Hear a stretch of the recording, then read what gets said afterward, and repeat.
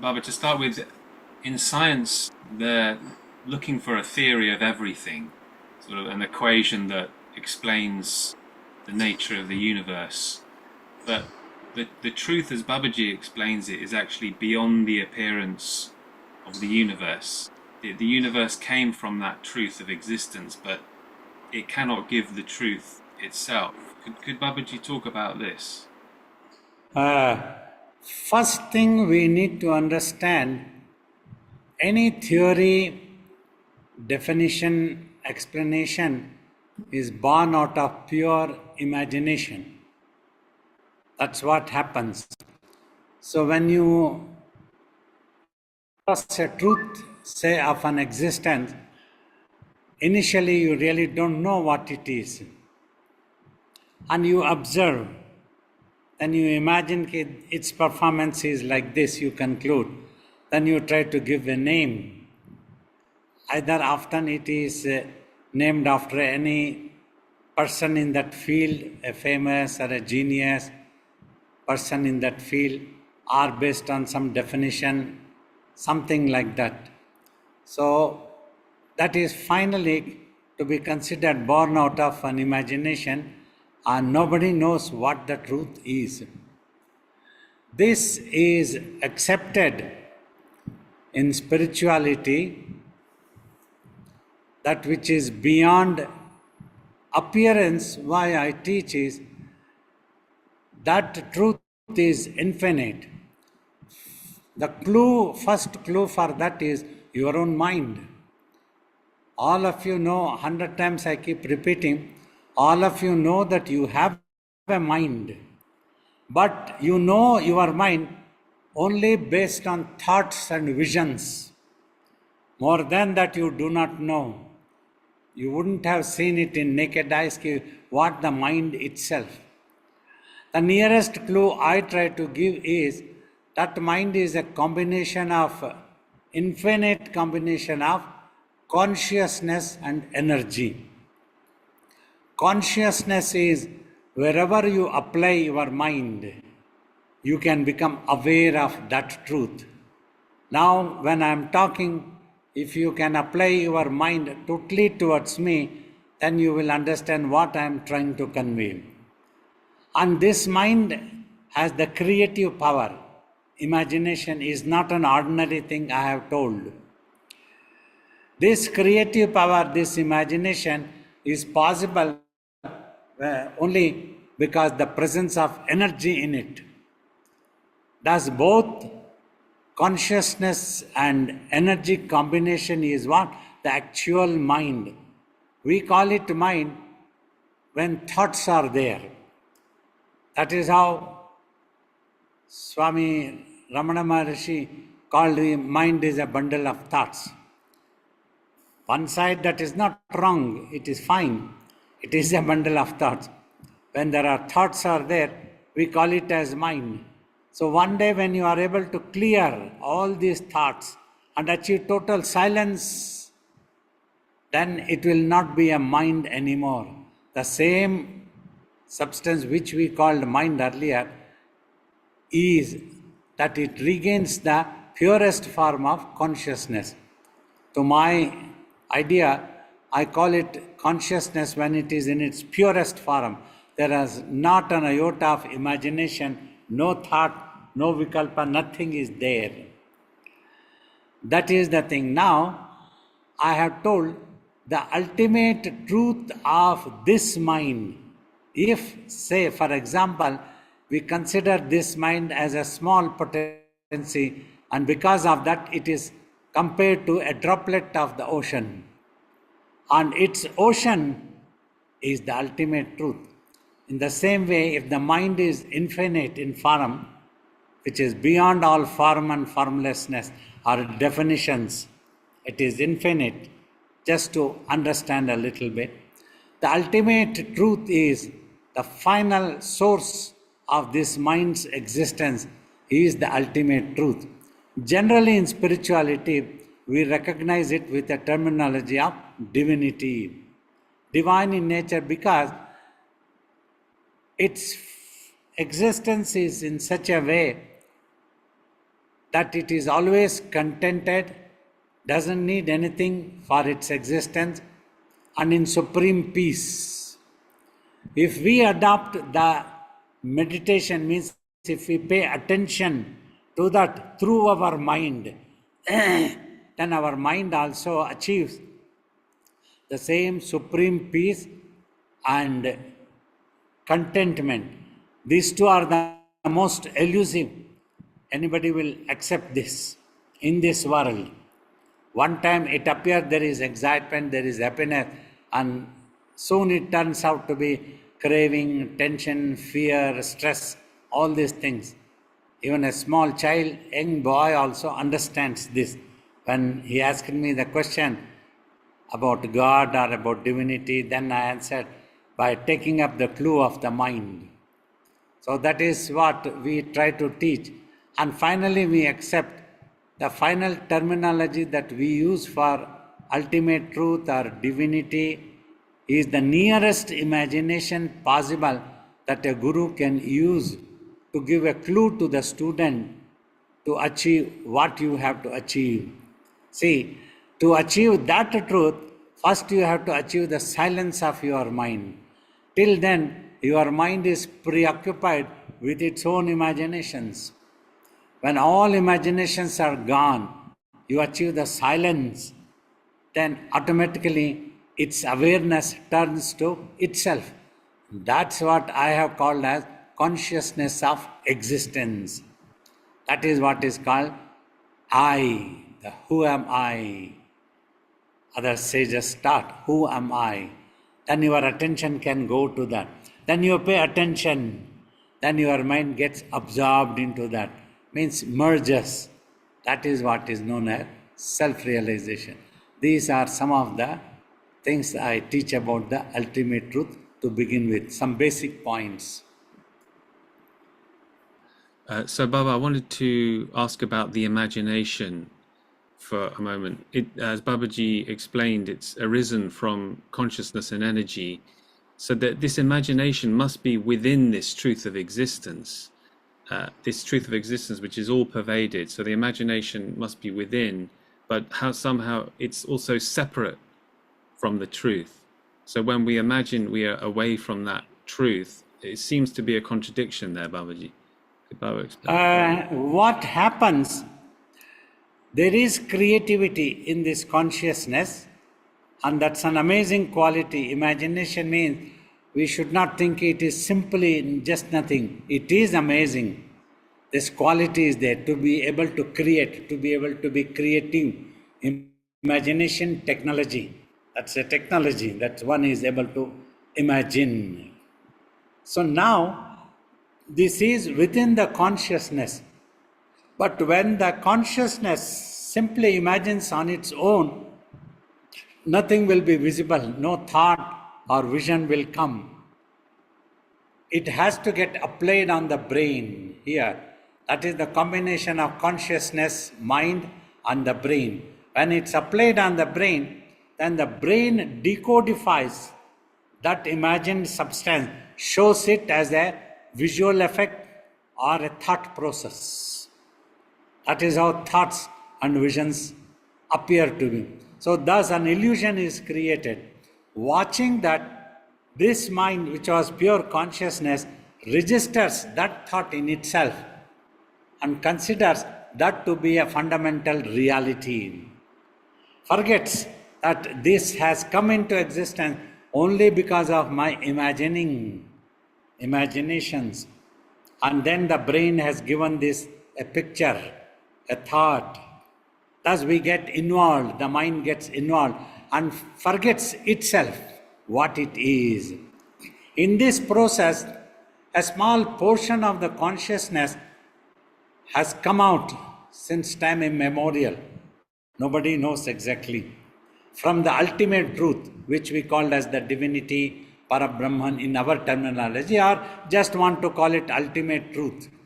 That is the final, there is nothing beyond. So this has come out. So that is why it is away in illusion. Because now it is getting involved into this illusion, it has lost awareness of itself. Just like all of you as human beings have lost awareness of what you are, who you are, how you exist. Instead, now you identify yourself with the physical body, with a name, and then with certain reasons. Because of parents we have come, we have siblings, and we have relatives, we have friends, we have a status, we have a country, we have a religion, or whatever it is, everything. So thus, imagine with all the preoccupation, with all these imaginations, one would have forgotten its real self, what it is. Just like you started measuring the space with a measuring tape. You go on counting 1 feet, 2 feet, 3 feet, and then you forget that the space is simply all pervaded. Any amount of measurement that you do, you will always limit the space. Thus, any amount of imagination when it happens, so it limits this consciousness of existence from the ultimate truth, and a separation appears, whereas actually there is no separation. But because of this imagination, a separation also appears. Because we experience in the imagination, everybody experience cravings, happiness, unhappiness, fear, stress.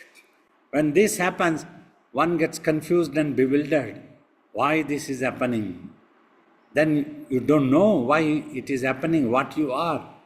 So if you had remained in that ultimate truth, which is in total silence, known as Mahasamadhi, in absolute silence and in supreme peace, it doesn't imagine as a whole the ultimate truth, doesn't.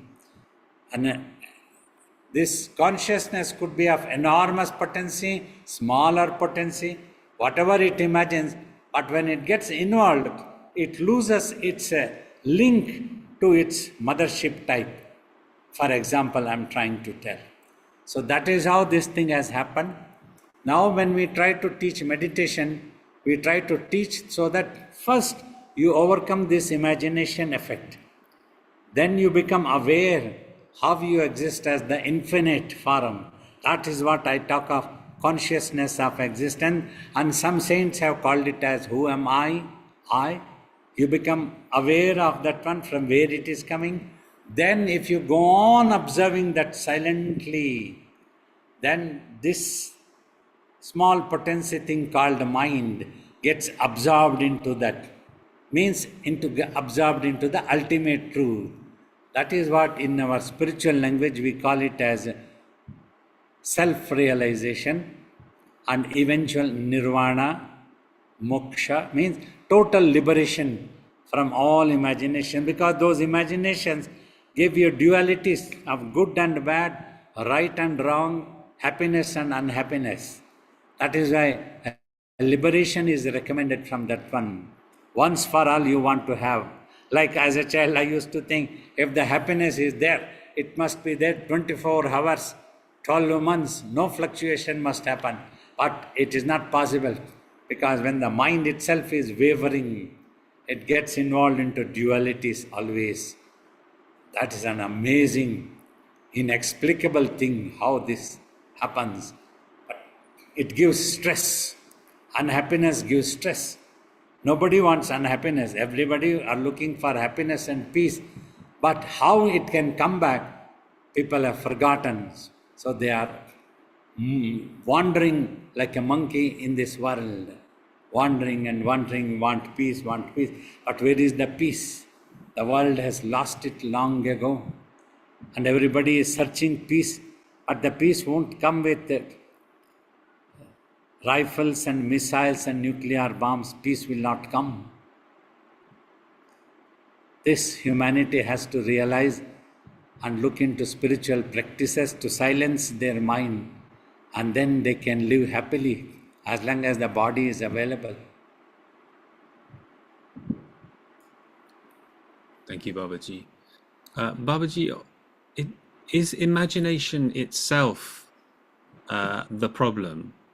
Or, so creativity, as Babaji has said, is a wonderful, amazing capability.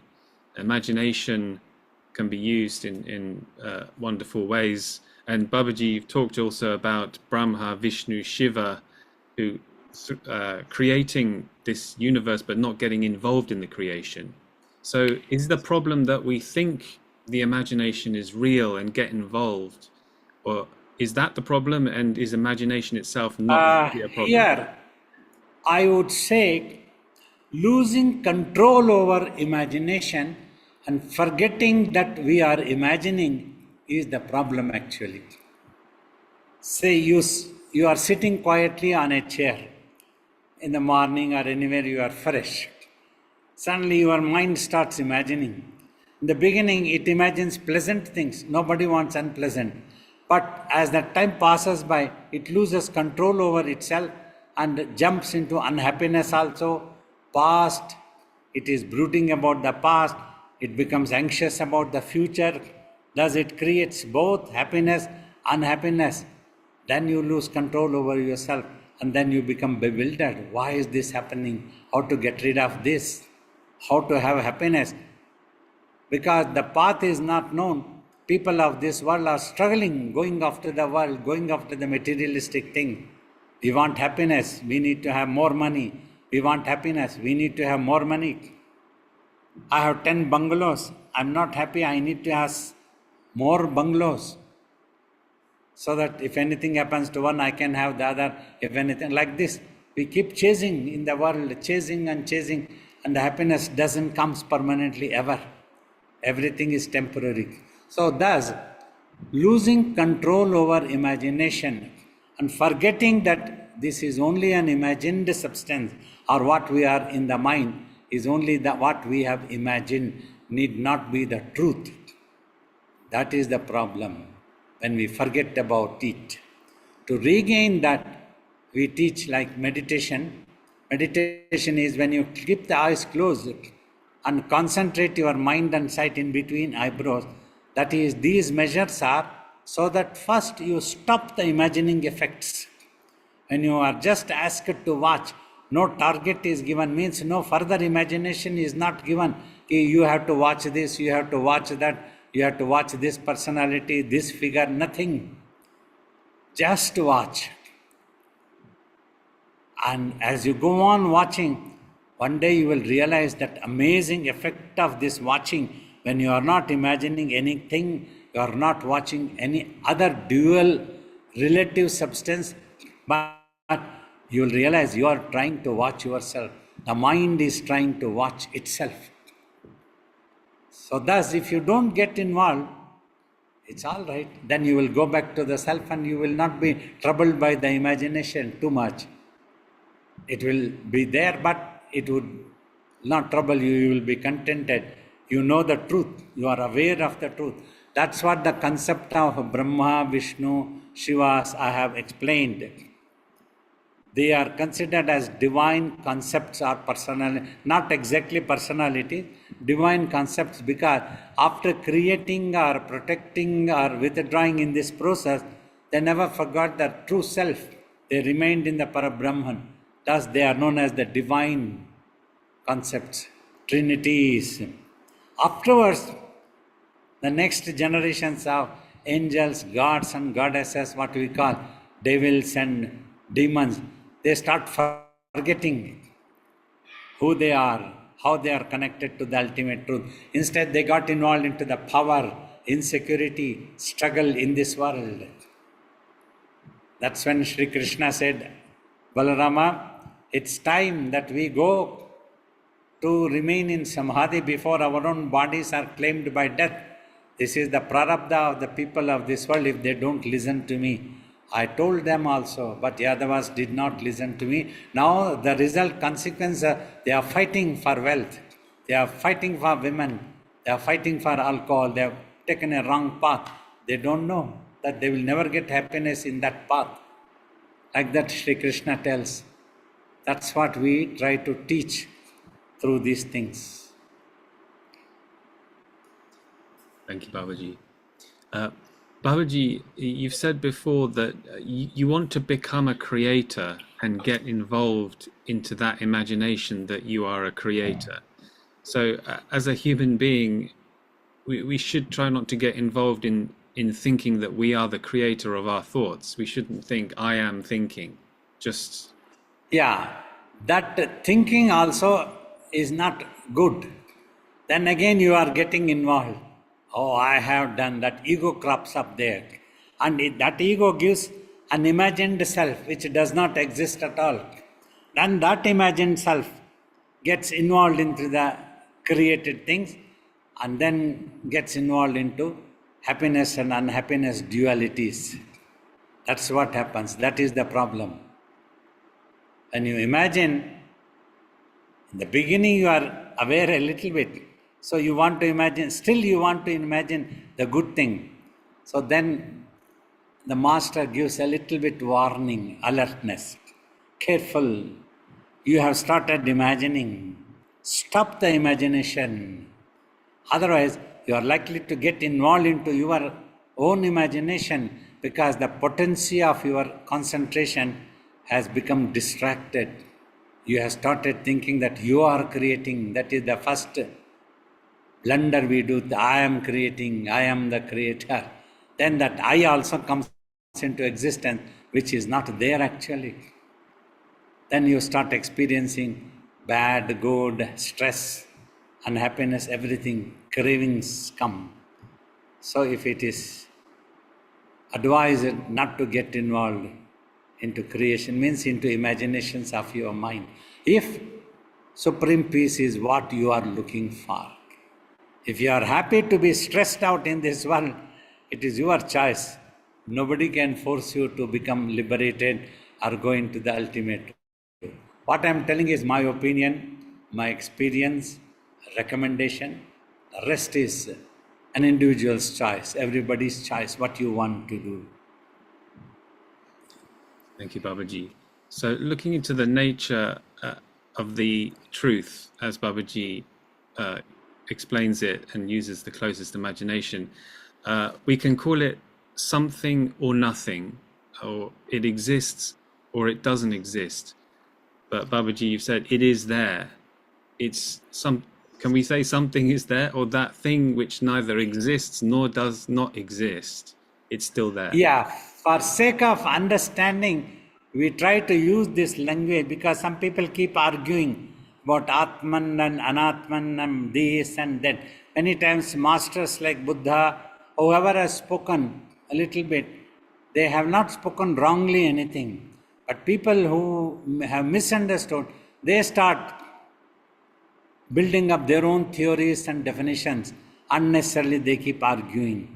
There is no such thing. Simple example I have always told. You are in a room. In the room the space is there. You can call this room is void with space. And you can call this room is filled with space. It is filled up. It is not simply void means an empty space. There is nothing. That is also imagination. When there is the space is there, how can you say it is nothing? But the space doesn't appear to be something. In this worldly language, when we compare to this world's language or ideas, the dimensions that is prevailing upon, if we try to explain in that language, that could be confusing. That's what it is. Probably our ancient teachers in Indian philosophy, they tried to give it like Atman, a substance which has substantial existence value. Something like this roughly Atman means, that is it. And also they said it is eternal existence. Because in the beginning, when the master tries to teach for students or for people of this world, secure existence is important. Otherwise they will be bewildered, they will be threatened and they become insecure and they get panicked. How can that we will not be there? That's why that teaching is given. So this is eternal. You are eternal, immortal soul. Nothing will happen to you with that birth and death of the body. You are much beyond. As the student progresses, comes closer to the truth, Then the master explains what it is, then the student will be able to observe what the truth is. Certain things is there. Like, I have always thought, if I am there, the problem is there for me. Even if I am not there, no problem. So then there is no problem. And I am not there at all, who can give me any problem? So that type of thinking used to give me a lot of peace. It's okay. Even if I am not there, it's no problem. If it is infinite, thinking of the mind as infinite, but infinite also is there. They have given ancient teachers their own positive examples, like this space is holding the universe. And this space has appeared from universe has appeared from the space only, from the consciousness only. Some Upanishads which have this highest truth, it is very scientific. And the divine, though the words appears to be as a personality, when I call divine, it's not a personality, it is a supreme consciousness of existence, wanted to create. There was nothing else other than the divinity. So there was no raw material available to produce anything. So the divine created the universe from itself, from its womb, some languages talk, and then that divinity is holding the creation in its womb. These languages have been used only for sake of teaching. One need not get confused with all these terminologies. One will understand when your mind becomes silent, then you will understand you are there, the consciousness of existence. Probably to experience this, which is possible in a dual existence only, in a relative existence only, you are able to experience that you are eternal. This small potency, individual imagined self has come, and it understands the eternity. Like eternity's clue is, you go on watching in meditation, all thoughts and visions clear one day, let us suppose. But you will always see that your existence, consciousness is always there. You cannot make yourself disappear totally. Only when you are having thoughts in touch with the brain, if the brain goes to sleep or becomes unconscious, you also become unconscious of the world around you temporarily. But you are holding the imaginations.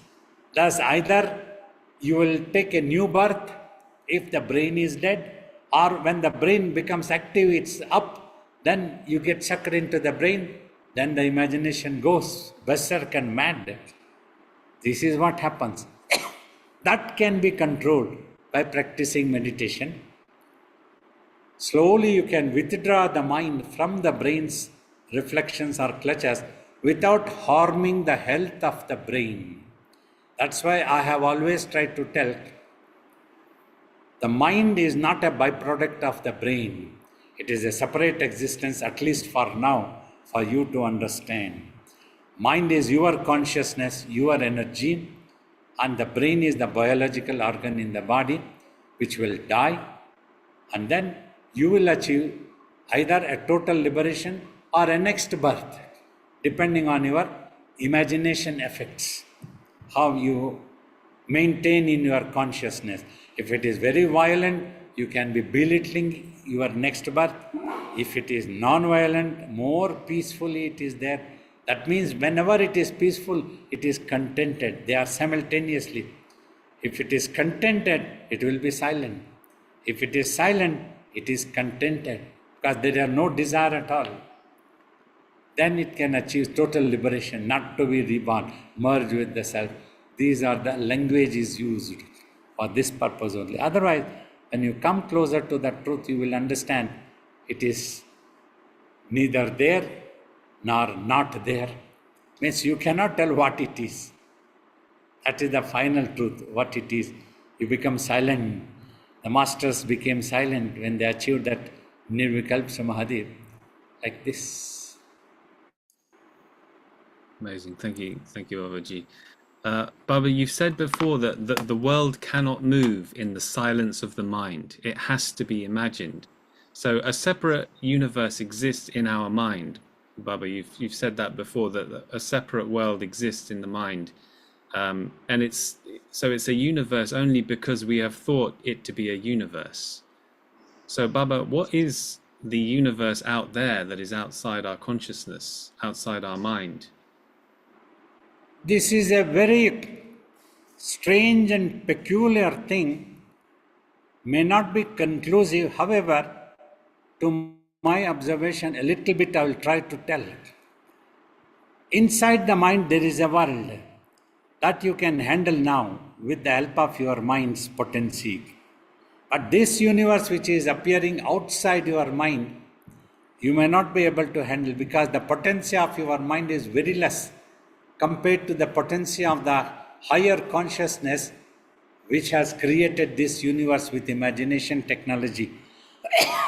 Only when you reach that highest consciousness, you can handle it and make this disappear. Now you cannot make this disappear, it will be visible. Only when you achieve Nirvikalp Samadhi, you will realize what the truth is. But when you come back of the Samadhi, this will be visible. Only a yogi achieves, he doesn't imagine anything about this world, he doesn't make any judgment at all, he is in silence. That means he is in the real truth of self, being there, just there in itself. So thus for him, the universe, he knows that this is only a vague dream, imagined creation. Not, that's why some time ago in answering a question I told, universe has appearance value but doesn't have existence value because everything will disappear, all impermanent. It will not be like this always. Whether it is sun, moon, anything, earth, stars, everything will come and go, come, appear and disappear, appear and disappear. See, through astronomy, nobody is able to come to any conclusion. And some time ago, somebody had written, a great scientist telling that along with the expansion of the universe, consciousness also expands. In return, I told, only when the consciousness expands, then the universe also expands. That is the clue in your mind. If your mind, world inside your mind is expanding, more stories coming, more such things are happening, that means your consciousness is active there. It is imagining.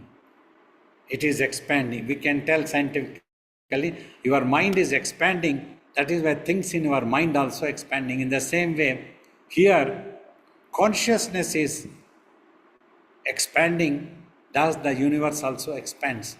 The consciousness which is creating with the imagination technology, not the supreme consciousness which is totally still, that is in Mahasamadhi, that has not created anything, it simply remains in itself in supreme peace and supreme contentment. These two things are permanent there. So because it doesn't imagine anything, it doesn't need to imagine, there is no use for it to imagine anything. Just by imagining it won't achieve any peace or happiness, it is already peaceful. This thing to understand is slightly difficult. One has to go into advanced meditation and experience the silence of the mind. So that is how these things happen. So this is my opinion. Thank you, Babaji. Babaji, you've said before that science is not wrong, but scientists can be wrong. So even though humans may not be able to comprehend the true science, is there an underlying science or a technology to everything in the universe and to the nature of the truth? Is there actually an underlying science to that? Or is it, can we say it's beyond even science? In my opinion, simply they should aim to reach the root cause, the final truth, and find out after which nothing else should be existing. That is the final. Instead of that, if we try to see which our telescopes can catch, our definitions can catch, we are able to conclude something is visible, then we call it as the truth. If they don't know anything, they have called it as ether. I have highest respect for science and scientists. Some great scientists have happened in this world. We have very high respect for them also. But they need to understand this. If their idea is to go for the ultimate truth, everybody may not be going. People may be trying to more powerful thing. See, all these things happen. So, but if that is the idea, great scientists who happened, they wanted to go for the ultimate truth. Like I have heard from some of our students that Einstein said, to reach that ultimate truth, he had a little bit idea, he got it, but he also understood you have to cross the barrier of time and space. Time means your mind's imagination must stop. Then only the time stops. Space stops when your mind stops. Then it means any definition about space or anything all stops when you become quiet. You don't have any definition for the space also. Space we have defined for sake of understanding. That's why we have to use the word space by teaching. But when I am quiet, that is the real truth. I'm not defining that space also what it is. So thus you reach the ultimate truth. And that is the thing. Another beautiful clue that Vasishtha gives is it exists in itself. So it is in front of you. Anybody who can comprehend what is it that exists in itself, that is in front of you. Simply once you are able to understand this truth, this has to be the final truth. Beyond this, nothing can be there. So then you would have realized what is divinity, why we call it as divinity. Thank you, Baba. It is also important. Mm-hmm. Baba, how did the ancient sages know how to realize the ultimate truth? Did they simply went inwards, quietening the mind, and eventually just discovered it? Same.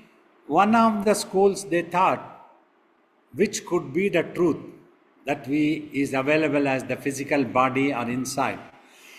And they went on seeing all the things that were appearing connected to the physical body, they thought he is impermanent. This cannot be the truth.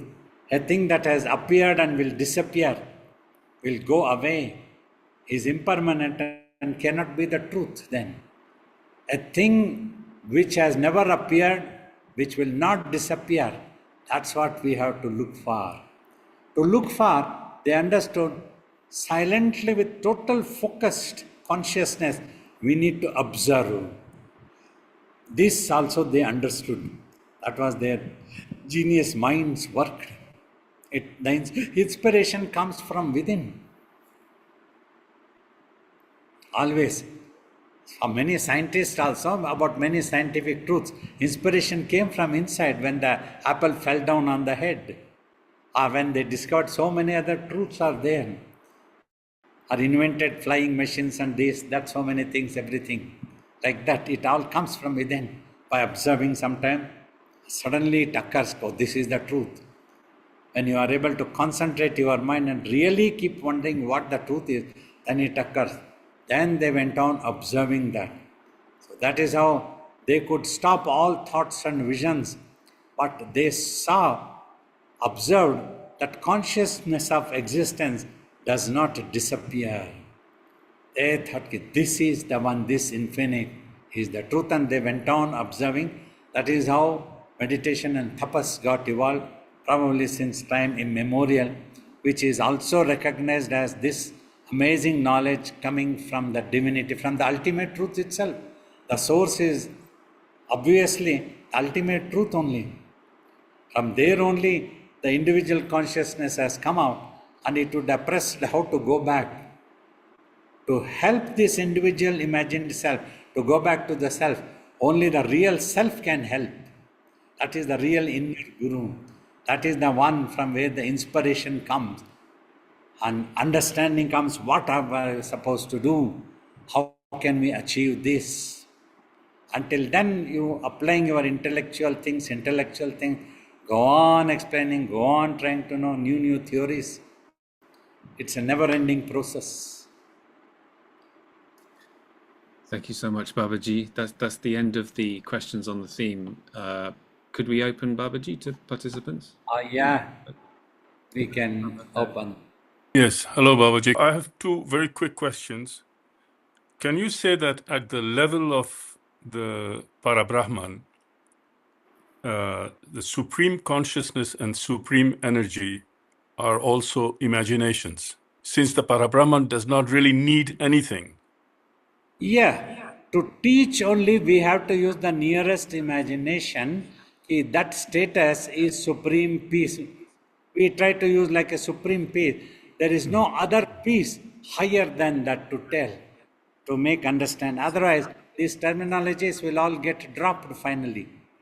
So the supreme consciousness and supreme energy are things that, as you said, there are droplet that comes from the ocean and that gives rise to creation and all that, but the Parabrahman doesn't need any of that, right? No, Parabrahman doesn't need, but Parabrahman is supreme peace and supreme consciousness. In English, that we word. Parabrahman is the word used in our scriptures. For the same thing, I try to use the English transcription so that people can understand. It is the same thing. Okay, so both have the value of existence. Yes, that is all. Okay. And my second question, Baba, is what is the relationship between attention and imagination? Attention is you are not imagining, but just pay attention through your consciousness. Means applying your mind. So when you apply your mind and pay attention, you stop imagining anything. You will not be able to imagine at all if your attention is 100%. So that is the difference. If you are imagining, you are not able to pay 100% attention also. Okay. Thank you very much, Babaji. Humble prostrations to you, Babaji. I seek your kind help. I have a doubt. How is it that we must concentrate between the eyebrows? Can you kindly guide me, Babaji? Immediately it may appear a bit difficult because eyeballs doesn't come easily into one direction. It moves parallelly like this. But Yes. you have to exercise. Patience is very important. Remain cool, relax. Just watch the front portion. Even if you are unable to bring eyeballs to this point also, immediately no problem. Wherever the eyeballs are there, let it be there. But steadily just watch there without imagining what is visible. When you practice like this for a few months, then the eyeball starts coming towards one direction on its own. In due course of time, you will be able to bring it to in between eyebrows will be possible. If necessary, you can try to look down to the nose tip. That might be a little easier for some people. If that is easy for you to look also, that also you can practice. Important is single pointedly watching and not imagining. Thank you very much, Babaji. Thank you so much. Humble pranams. Babaji, from this concept, the whole discussion we had today, where does this idea of we all are made from same material comes? Like, because in Ashtavakra Samhita, or generally, like even Shris Vashist would describe that we are the same material as the Supreme Consciousness. So, Yeah. You see, I gave example of how the mind exists. Mind's form is the same material. The same ultimate truth is the divine. That is the ultimate source. It is of the same nature. Like mind also, as it is infinite. Nobody has seen it in naked eyes. Yet it is there. So it is there as the combination of consciousness and energy. This is the nearest clue that we can imagine to make the student understand. And when one reaches the ultimate truth and realizes that as all pervaded, then you realize from this only every individual soul has come out. Because that as the ultimate truth you realize, further there is no other existence is there. Like for example, space. Beyond space, there is nothing that exists. Everywhere it is only space. Then when you get to see the space inside the earthen part, then you realize this space and that space are made up of same material, that type example. So Babaji, we are same material, but this consciousness is smaller in spec and has got involved in the imagination of the universe itself. So, like, what came as a very bleak question is, which I'm not able to express, is that when we are same material, the imagination which we are getting is sometimes it's sent by the supreme peace. Like, let's say then when some creation occurs within us, which is the source of consciousness. So Babaji says that whatever is in our mind is also source of the faith I have for Babaji, or if I'm praying, that imagination is God itself, like supreme consciousness. So there, my question is that speck of imagination which comes in us when we are completely silent, or let's say not involved in our other sense, how is that possible? If the supreme consciousness's existence is completely quiet, how that supreme consciousness communicates with this imagination? See, this individual consciousness is not totally settled into the ultimate supreme consciousness. Just now, in illusion, it has come out. Though it has not come out in illusion, it has come out due to its own imaginations. It has got involved with the brain like this. It has got involved in life after life, birth after birth. It is happening. So that is how individual imagined souls have also come into existence in imagination only, coming out of the Parabrahma, the ultimate truth. So everybody's imagination varies now based on their own samskaras or acquired habits. Their imagination also differs from person to person, in touch with the brain. So though the mind is made up of the same material, the imagination that is in the mind is different from person to person. That is the problem. Once that problem ends, it goes back to the self and gets absorbed into the self. That is the oneness. Then this difference all disappears. Got it. Okay. Thank you, Babaji. Atmavandan Babaji, thank you so much for guiding us. My question is, if everybody has come to play a role in this world, then is it the soul who's come? Is it the soul's plan, or is it the divinity's plan for that role? It is not the divinity's plan actually, because the divine is in Mahasamadhi. The individuality that has happened, that due to its own imaginations, it comes to this creation, means at this world for understanding. And whatever it has acquired habits in the mind, based on that, it plays its role. As long as it doesn't realize about what it is, that it belongs to the divinity as the individual soul, it doesn't belong to this imagination actually. Then when it is able to stop the imagination, it will go back to the self. That is the ultimate truth. So that is how things are happening.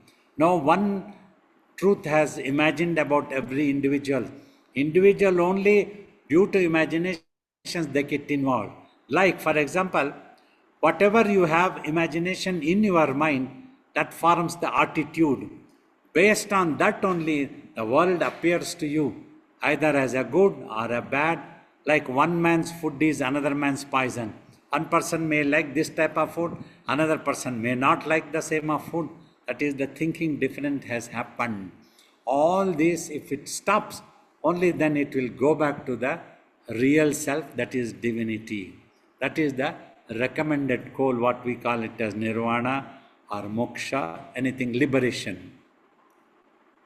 So, Guruji, when people make wrong choices in their life, is that the pre-birth soul plan? Yeah, previous lives, imaginations through which you have built up your destiny. That is what it is.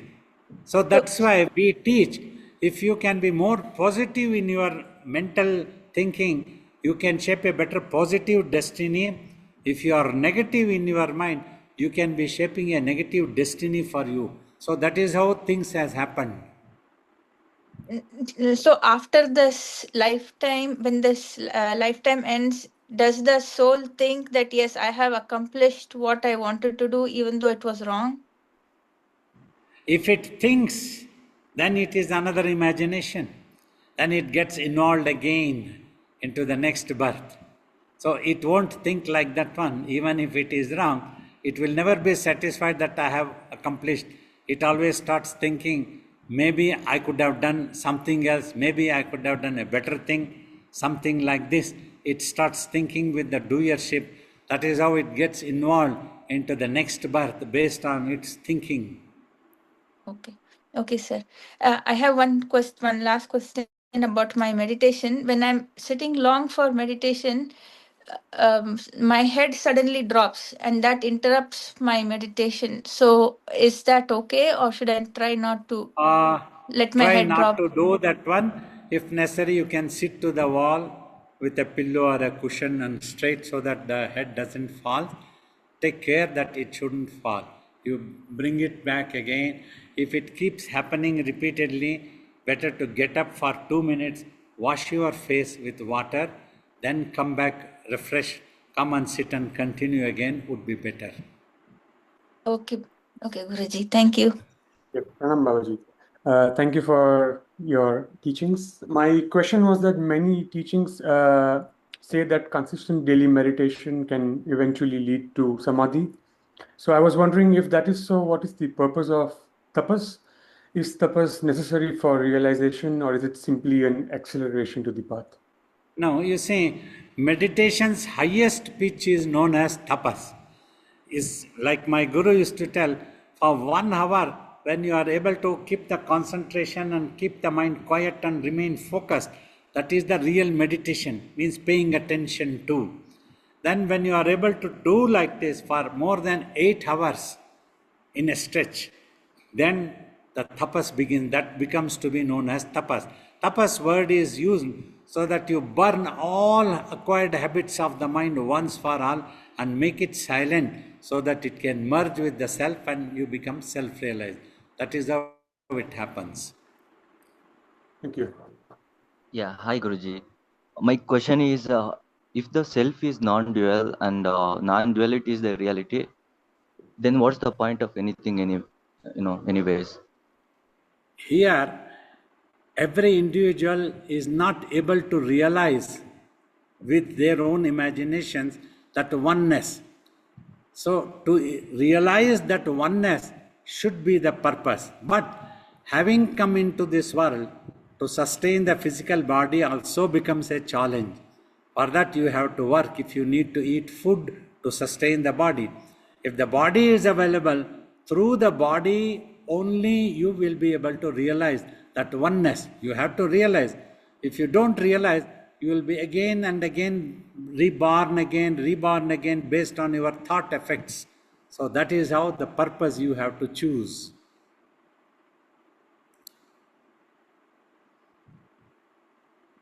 Got it? Got it. Thank you. Yeah, got it. And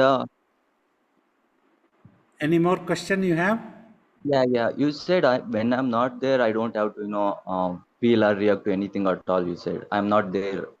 You said if you go to that level of nothingness and like whenever something arises, right?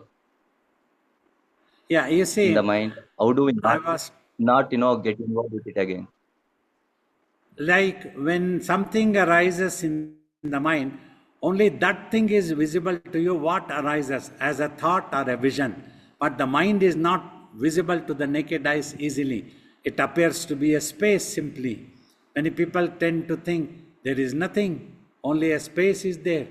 But when you realize this consciousness of existence, when the mind becomes totally silent, then you will understand that this space is not simply space, it is the consciousness of existence. That is how you will realize one day.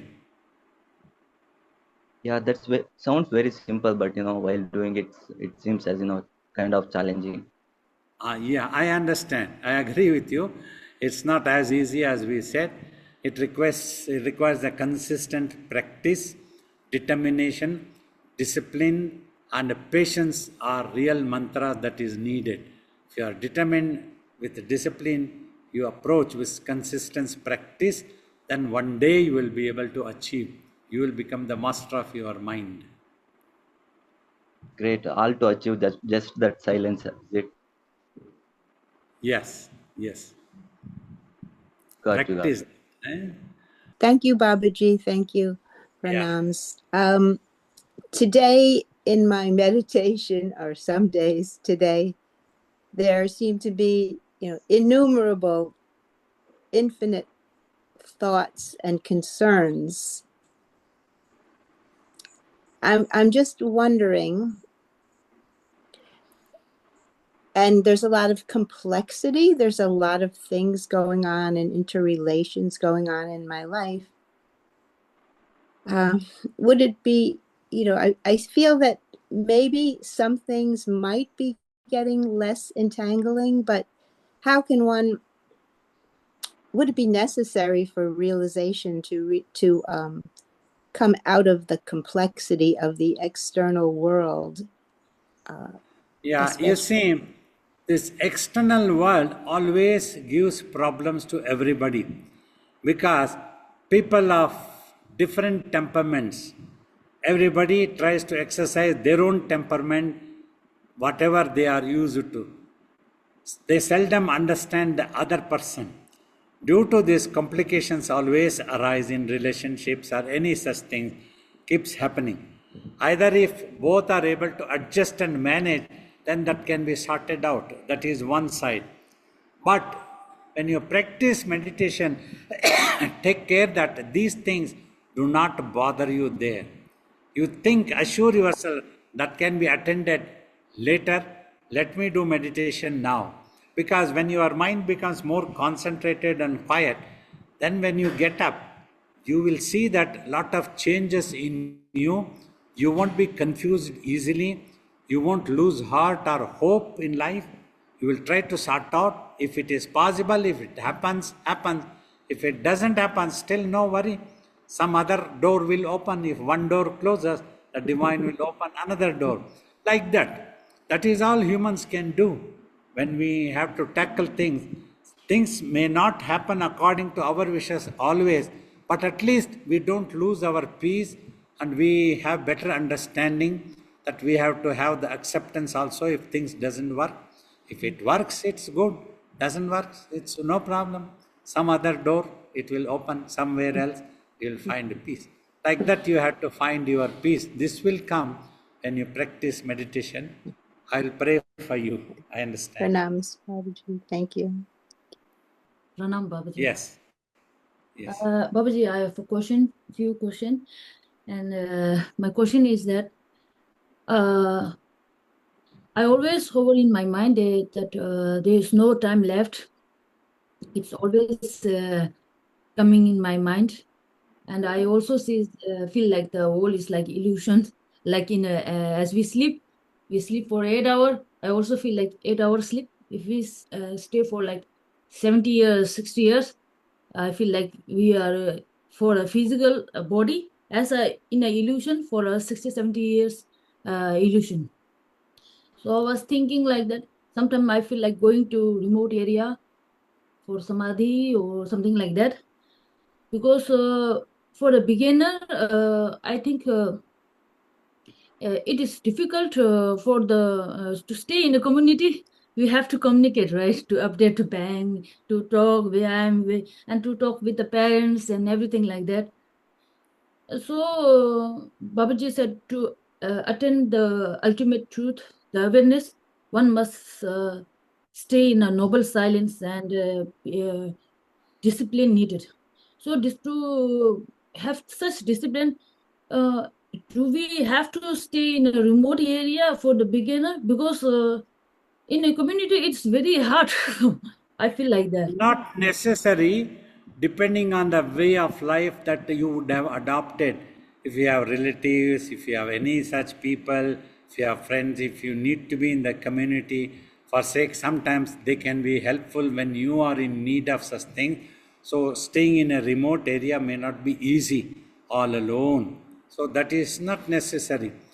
During meditation, avoid thinking of any such involvement. And with the community also, minimum involvement is advocated always. Try to be whatever you need. All the time, you don't have to spend gossiping with them. A little bit if you, whenever you need to communicate. Other times you try to be in silence whenever possible. Sit alone in your room. Try to meditate like that one. If you do that one, once the community people understand what is your routine also, they won't disturb you much. They will think, oh, she will be meditating. We should not disturb her once they understand routine. Like that, if you practice and work out a timetable, then still it will be possible to stay in a community and meditate also will be possible. Think positively that whatever time is there that you practice, it will always be like fixed deposit, helpful. Even if death happens to the body, in the next life you will continue more vigorously from childhood itself. This is guaranteed in spirituality. So you must not worry. Time is running, how long I will be able to do. Don't have to worry about it. Forget about it. Don't remember that time at all. Be enthusiastic, be hopeful always. I will be continuously doing. The divine will help me. The Guru's blessings will be there. If not this life, next life, I will definitely achieve. Like that, have a positive thought. Then you will feel enthusiastic and happy. I will pray for you. My blessings. Take care.